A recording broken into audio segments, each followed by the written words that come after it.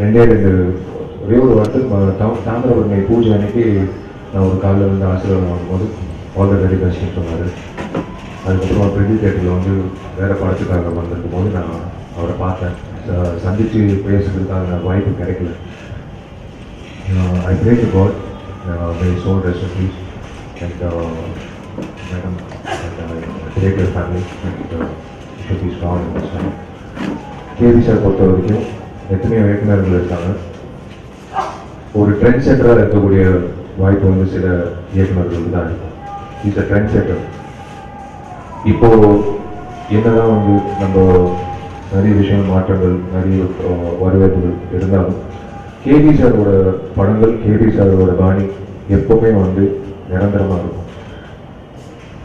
ஒரு உதவி இயக்குனராக நான் வேலை செஞ்சதுனால எனக்கு சொல்ல எல்லா ஃப்யூச்சரில் இருக்கிற அதாவது இப்போ காலேஜில் படிக்கிற அத்தனை விஸ்காம் அத்தனை மீடியா சம்மந்தப்பட்ட ஸ்டூடெண்ட்ஸுக்கு வேறு எந்த படிப்பு தேவையில்லை. இவரோட படங்கள் பார்த்தாலே ஒரு இன்ஸ்பிரேஷன் மட்டும் இல்லை, மேற்கொண்டு என்ன மாதிரி ஒரு டிரெக்ஷன்ன்றது வெறும் இன்க்ளூடிங் ஒரு வார்த்தையாக, அதாவது இந்த பாதையில் போய் நம்ம ஒரு படம் எடுக்கணுன்றது கேபி சாரோட படங்கள் பார்த்தாலே ஒரு முன்னோட்டமாக இருக்கும். KB sir's memories will always live as long as Tamil memories.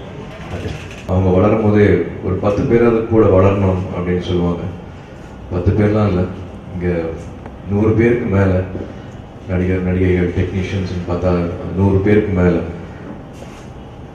நிச்சயமாக ஒரு முக்கியமான ரொம்ப முக்கியமான பேர் திரு பாலச்சந்தர் சார் அவர்கள்.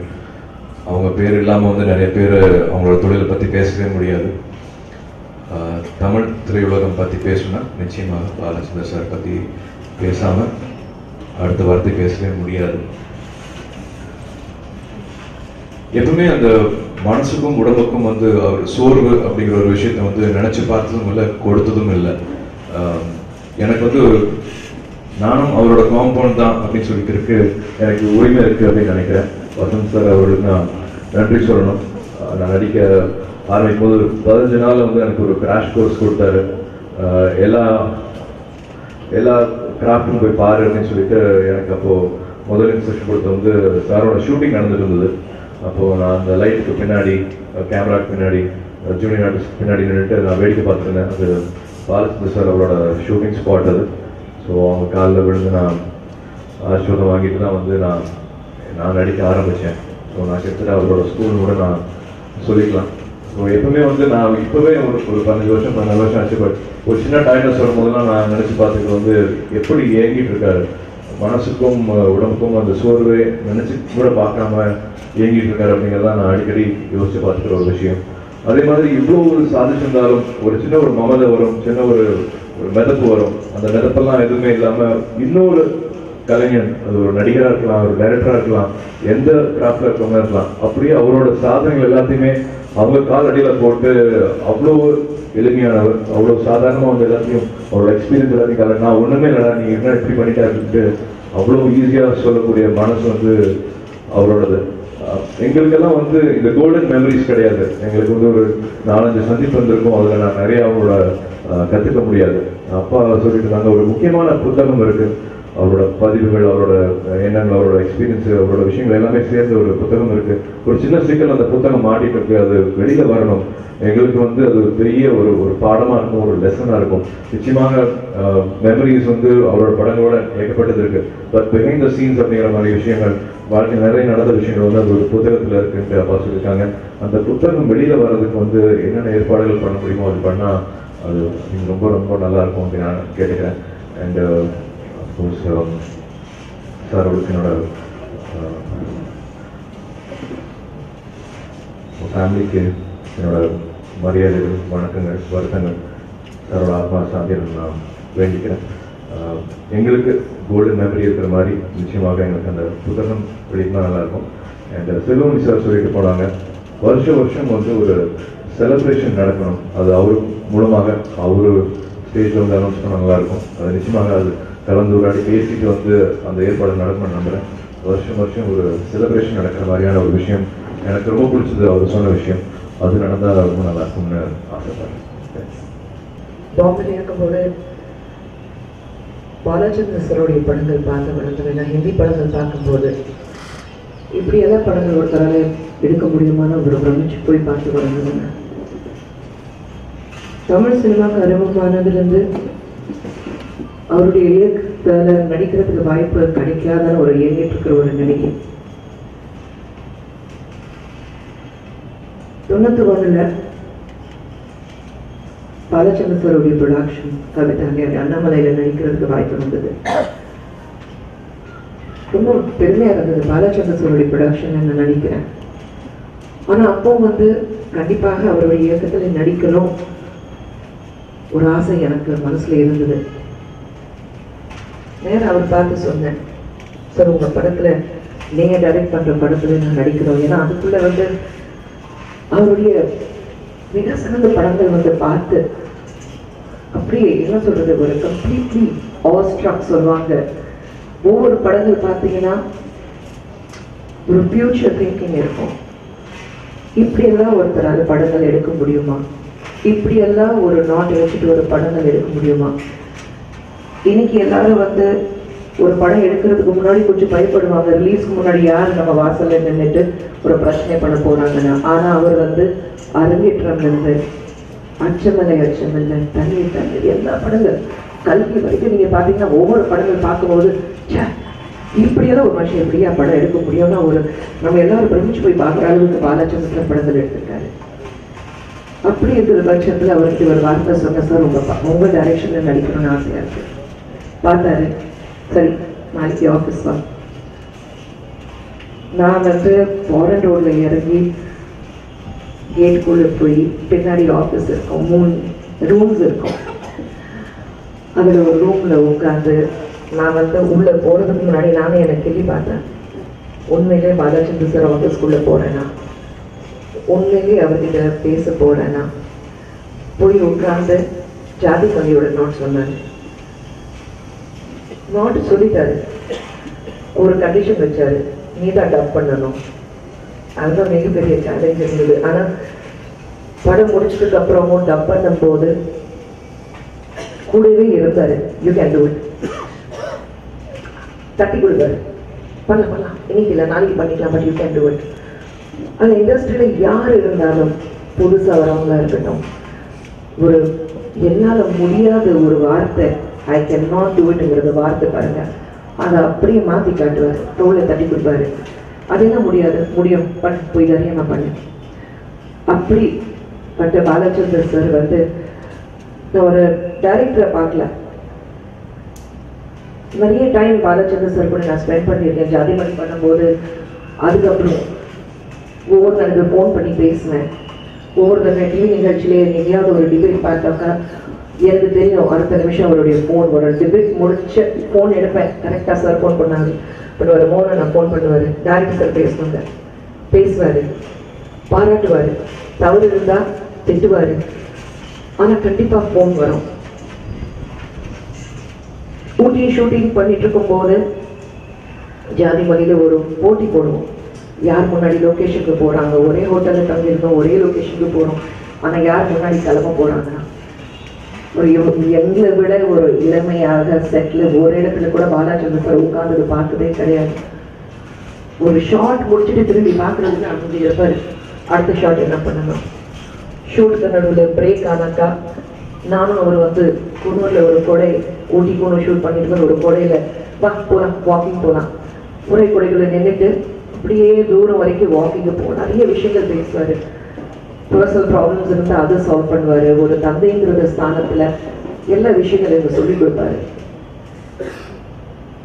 இப்போ கூட அவர் ஹாஸ்பிட்டலில் போகிறதுக்கு முன்னாடி திடீர்னு அவர் பார்க்கணுன்னு ஆசை வந்தது. போயிட்டு நேரம் வீட்டு கீழே இருந்து மோனன் எனக்கு ஃபோன் பண்ணேன், ஆனால் நான் கீழே இருக்கேன், டேரக்டர் பார்க்கணும். ஐயோ குளிச்சுட்டு இருக்காரு, ஒரு 5 நிமிஷம் கழிச்சு வாங்க நான் சொல்லிடுறேன். 5 நிமிஷம் கழிச்சு போனேன். நான் போய் உட்காந்து வீட்டிலே இருக்குது அத்தனை ஃபோட்டோகிராஃப்ஸ் பார்த்துட்டு இருந்தேன். அதில் ஒரு ஃபோட்டோவில் நான் இருக்கேன், பக்கத்தில் நின்றுட்டு இருக்கேன். நான் அவ்வளோ சந்தோஷப்பட்டேன். பரவாயில்ல, பாலச்சந்திர சார் வீட்டில் அவருடைய நான் நிற்கிறேன், அந்த ஃபோட்டோ அங்கே இருக்கேன். சார் வந்தார், பேசினார், அதாவது பார்த்தோன்னே சொன்னார், பாத்தியா எப்படி சிரிச்சிட்டு இருக்க பாருங்க. அவருடைய அந்த எனர்ஜி லெவல், அவருடைய வார்த்தைகள், அவருடைய பாராட்டுகள், அவருடைய திட்டுகள் இது எல்லாத்தையும் வந்து நான் டெஃபினட்டாக மிஸ் பண்ண போகிறேன். ஏன்னா இனிமேல் நான் வந்து எந்த ஒரு டிபேட்டுக்கு போனால் போட்டு வராது. நம்ம மத்தியில் பாலச்சந்தர் சார் பிசிக்கலி பிரசன்ட் இல்லை, ஆனால் தமிழ் சினிமா உயிரோட இருக்கிற வரைக்கும் ஒவ்வொரு நேற்று வந்தவங்க இல்லை, இன்னைக்கு வந்தவங்க, நாளைக்கு வந்தவங்க கிடையாது. ஆனால் ஒவ்வொருத்தர் மனசுல பாலச்சந்தர் சார் வாழ்ந்துட்டு தான் இருப்பாரு. ஏன்னா we are completely on the whole indebted to Balachandra sir for taking Tamil cinema to a completely different level. இன்னைக்கு சவுத் இந்தியன் சினிமா சொல்லும்போது இந்தியா முழுவதும் எல்லாரும் வந்து தமிழ் சினிமா அதுவும் குறிப்பிட்டு சொல்லும்போது எல்லாரும் திரும்பி பார்க்குறாங்கன்னா அதுக்கு முக்கிய காரணம் பாலச்சந்தர் சார். ஒரு பிதாமகன் ஸ்தானத்துல he has given us that pride, that status. My connection with Balachandra sir has been completely karmic. I don't know, நான் வந்து என் வீட்டுக்காரன் வந்து நான் இப்படி அழுது எப்போ பார்த்துருக்காருன்னு எனக்கு தெரியல. But even he has seen me completely breaking down, and it will take long for all of us to come out of this. நான் கண்டிப்பா இது வந்து வெளியே வர முடியாது, because that vacuum, that hollow will always remain. And மோகனா, நீங்க தனிப்பட்ட மனுஷன் கிடையாதுங்க, குடும்பத்தில் வருதுங்க. I'm sure the biggest loss is for Mohan, because எழுச்சிலிருந்து தூங்குற வரைக்கும் எல்லாத்துக்கும் மோகன் மோகன் மோகன் சொல்லிட்டு இருக்காரு. அண்ட் இன்னைக்கு பிகெஸ்ட் லாஸ் மோகனுக்கு தான் இருக்கு. பட் நீங்க குடும்பத்தில் வருதுங்க, எங்களுக்குள்ள வருதுங்க. You can never be alone. And all I can say is, sir, keep blessing us. And we miss your presence. But உங்களுடைய ஆசீர்வாதம் எப்பவுமே எங்களுக்கு இருக்குன்னு தெரியும். Just keep guiding us. இருந்தாலும் நான் பின்னாடி தோன்றுகிற இளைஞர்களாக அவரை பற்றி குடும்பத்தை பற்றி சில விஷயங்களை நான் அவரோட படத்தில் நினைக்கிறேன். எல்லாருமே தெரியும், 100-106 படங்களில் அவர் இன்னும் கதை வழியாகவோ திரைக்கதை வழியாகவோ இயக்கம் வழியாகவோ 106 படங்களில் அவர் பங்கு வச்சிருக்கார்.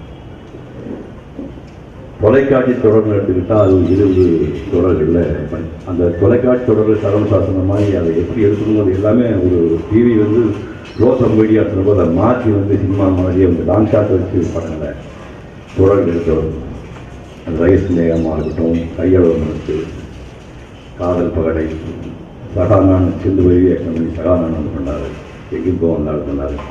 இதெல்லாம் வந்து டிவி சீட் பண்ணுறவங்களுக்கு அது ஒரு ரெக்கார்டு. அதை நீங்கள் அப்போ எடுத்து வச்சு நீங்கள் போட்டு பார்த்து காலத்தில் எப்படி பண்ணாலும் நீங்கள் செஞ்சுக்கலாம். இந்த மாதிரி அவர் படங்களை வந்து நீங்கள் ஒப்பிட்டு சொல்ல அப்படியே அப்படி ஒரு வித்தியாசமான ஒரு மனிதர். இந்த படங்களை பற்றி சொல்கிறதுக்கு முன்னாடி அவங்க குடும்பத்தை பற்றி நம்ம கொஞ்சம் தெரிஞ்சுக்கணும். அவர் கம்பீரம், ஸ்டேட்டஸு அதெல்லாம் பார்க்கும்போது நம்ம ஏதோ பெரிய ஜமீன்தார் விட்டு உள்ளங்கிற மாதிரி நினச்சிக்கிட்டோம். அப்படியெல்லாம் இல்லை. அவர் திருவாரூர் பக்கத்தில் நல்லம்மாங்குடின்னு ஒரு சின்ன கிராமம்.